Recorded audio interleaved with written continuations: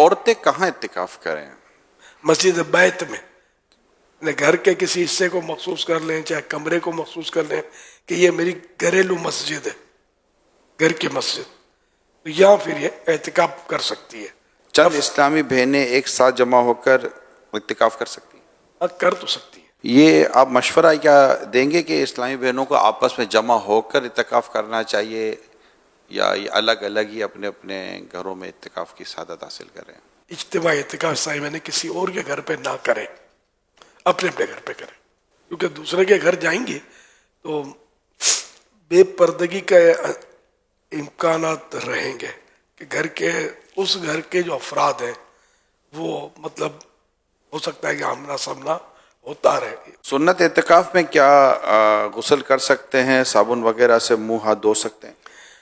اگر وضو خانہ یا استنجا یا غسل خانہ مسجد یعنی فنائے مسجد میں، فنائے مسجد اس کو بولتے ہیں جو مسجد کی ضرورتوں کے لیے ہوتی ہے جگہ، تو اس میں تو کر سکتے ہیں۔ اگر باہر نکل کر غسل خانہ ہے پھر تو صرف فرض غسل کے لیے جا سکتا ہے، جمعے کے غسل کے لیے بھی نہیں جا سکتا، ویسے ٹھنڈک کے لیے بھی نہیں جا سکتا۔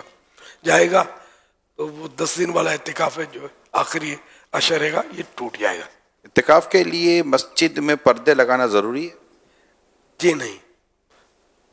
کیا عورت مسجد بیت میں سنت اعتکاف کے دوران گرمی وغیرہ سے بچنے کے لیے، ٹھنڈک کے لیے، غسل کے لیے جا سکتی ہے؟ سر گھر کا جو غسل خانہ یا واش روم جو ہے نا، یہ ان کی مسجد بیت سے خارج ہوتا ہے۔ پورے کمرے کی نیت کر بھی لی مسجد بیت کے لیے، تب بھی وہ انڈرسٹوڈ ہوتا کہ یہ غسل خانہ اور یہ خارج ہے، مسجد بیت ہے، اس میں بھی فرض غسل کے لیے جا سکتی ہے۔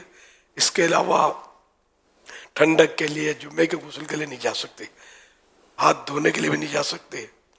تو اس کا اتنا مشکل نہیں، کیونکہ یہ مسجد جو ہے نا اس کے اپنے آداب ہیں۔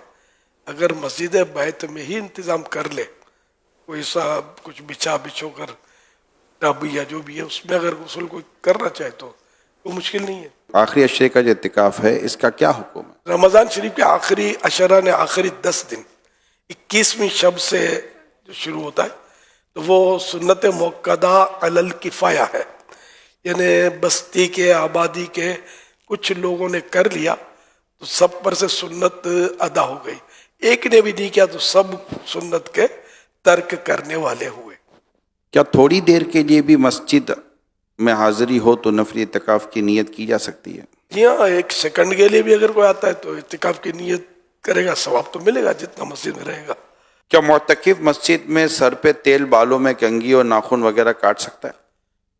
کاٹ سکتا ہے، لیکن یہ کہ اگر وضو خانہ مسجد کے یعنی فنائے مسجد میں اندر میں تو وہاں کرے، مسجد عین مسجد جو کہلاتی ہے جہاں نمازیں پڑھتے ہیں ہم، تو وہاں نہ کرے کہ وہاں پھر بال اڑیں گے، تیل گرے گا، دھبے ہوں گے، تو یہاں بچنا چاہیے۔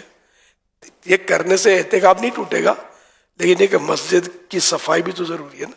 سنت اعتکاف ٹوٹ گیا تو اب اس کی کیا قضا کرنی ہوگی؟ جس دن کا ٹوٹا اس ایک دن کی قضا واجب ہے۔